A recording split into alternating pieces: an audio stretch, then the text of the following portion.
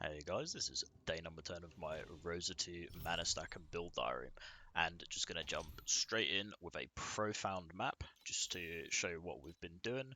I have been doing the Overrealm compass strat that I think Milky BK put a video up about.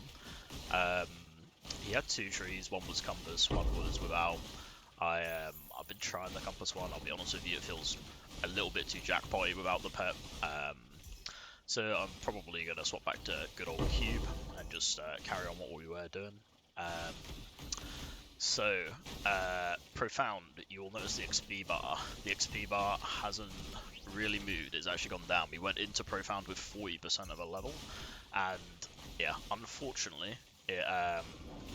it's quite a bit more rippy than just TM8, and I basically had a choice, right? It was either farm like over at least one more day to hit level 99 and then start Profound, or we could just take the leap, take the hit on the talent skill point, and just jump straight into Profound. Chose to jump into Profound because we're now at the DPS where we can quite comfortably farm him, and we really need more FE, right? As always, but there was the map showcase. So other things I did yesterday while I was testing out, we hit a DPS threshold in TM 8.2 where we were doing a lot of we were doing like over way over the amount of damage that we actually needed. So I actually went to Packed Spirits and I did change back, but I changed to Anthem just to get more XP, and then that was before I decided to actually jump into Profound. So the other thing is I don't have the revive tokens. I wasted them before I even swapped to mana, just trying to get to like 95, I think. It was a real big fuck up. I feel like next season I'm probably not gonna do that. I'm just gonna save them, save them, save them until I hit this like 98 point, and then go from there. Because obviously you hit 98, losing 10% XP if you're trying to level is catastrophic. It takes so long to level up. Um, right, so just right at the start, before I go into this, I'm actually going to do a little PSA. On this sheet is, because I've had multiple people message me about this now, you need to go to mana swap checklist, and this is taken straight from Don the Crown's Hero Wick guide, and you need every single one of these before you swap, okay? I didn't take a couple of these. It sounds silly saying this, that like, I didn't have my mana passives assigned correctly, but making mistakes part of the journey, whatever, right? But go through and make sure you have every single one of these on, because I've had multiple people message me and say, why is my build gimped? I swapped over, I have no damage. I swapped over and I'm dying. This is what you need to swap before you swap to mana. This is what you need. And you need all of this too. The Phantom, as I've been through before, is, you can swap to it without it, but ideally you want at least a cheap Phantom. So all of this mana swap checklist and gear checklist before you swap to mana. Okay, so now that's out of the way, I will quickly do the DPS check, because you'll see it is changed quite a lot since yesterday. We were benchmarking at 100 bill yesterday, and we have soared past that. You can see we're hitting the 300 mil mark, or 300 bill mark, sorry. And, this is 300 bill sustain. It's climbing even further to 340. I'm not going to count this as like 340 because there's not going to be content where you're sat there just right-clicking for this long, right? Very rarely. You'll have to move, you'll have to, do something. That's, you can see my DPS just like dipping now. But yeah, for about 300 bill. So we've tripled our damage since yesterday, and that is a big triple as well. Going from 100 bill to 300 bill has made Profound. It was the difference between farming TM 8.2 and Profound for me, and that is really down to this piece of tech that was pointed out to me by a commenter. Now, this is probably common tech, but I have been kind of under a rock. I've been kind of trying to play as much as I can rather than actually look up what everyone else is doing, just because we obviously lost those 2 days earlier in the week, earlier in the season, and it is this. It is inverse image, and it is copying particularly the consume, right? So you will see here, I have a 25% inverse image, and that was just to see if it hit a breakpoint. But I've actually got a minus 11% legendary medium, right? And we're copying a legendary medium. This was 88 FE, and it tripled my damage. So we put it in here. All of the nodes here became these nodes, but reflected. And we just chose the good ones, right? So we have another consume here, and then we have plus mana per 6 intellect. This, I would say, something like this should be on that checklist, and I will probably add it. This should be mandatory because it just gives you even more consume, and that is how we're scaling all of our damage. You can use this in addition to another prism too, another ethereal prism, so you can actually use both. The only opportunity cost is some attack speed, which was here when I socketed it. I tried a couple of configurations. I think this is the best one because it hits the mana too, so you actually get some mana there.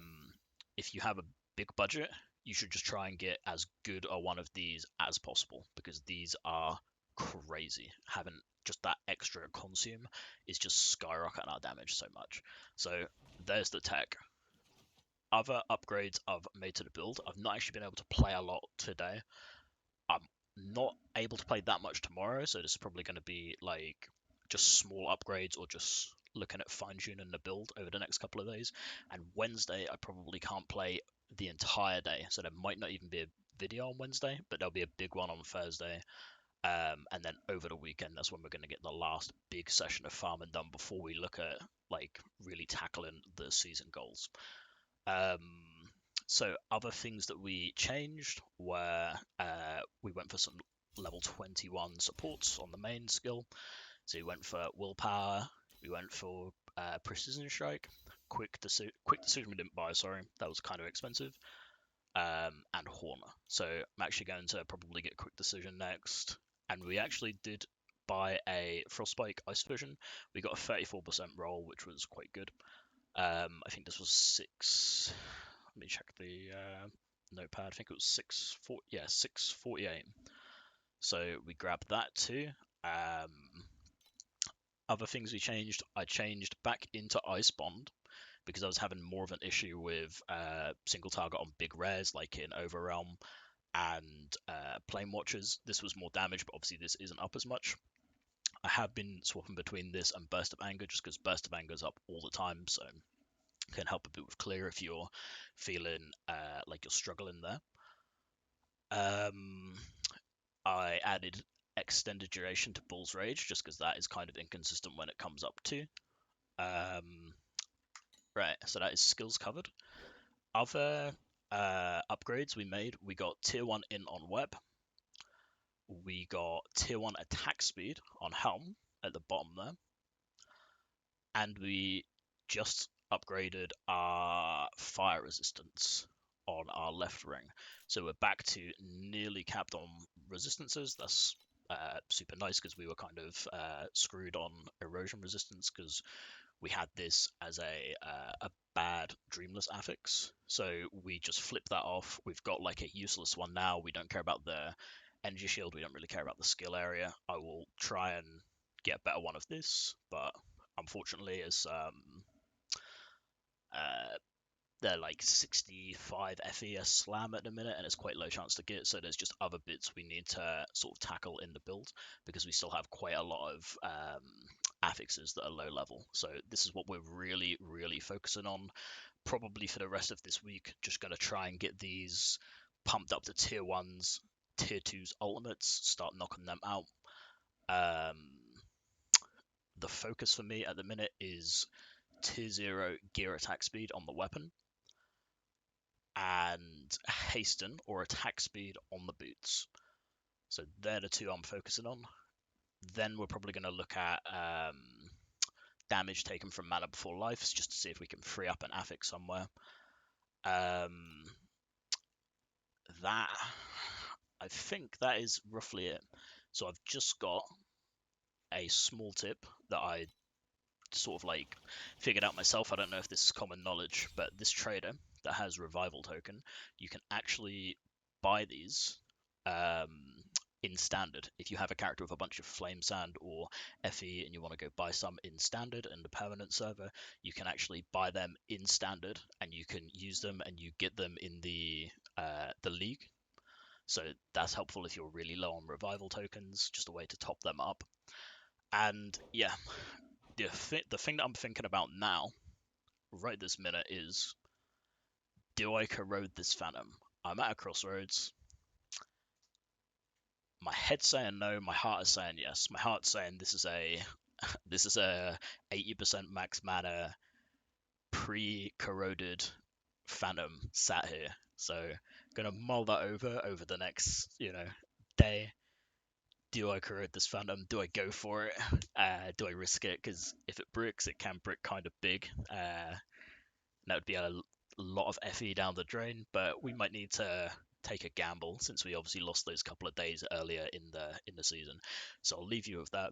That is day number 10. Like I said, not going to get too much playtime over the next few days, but I'll get the video out when I can. But yeah, see you for day 11 tomorrow.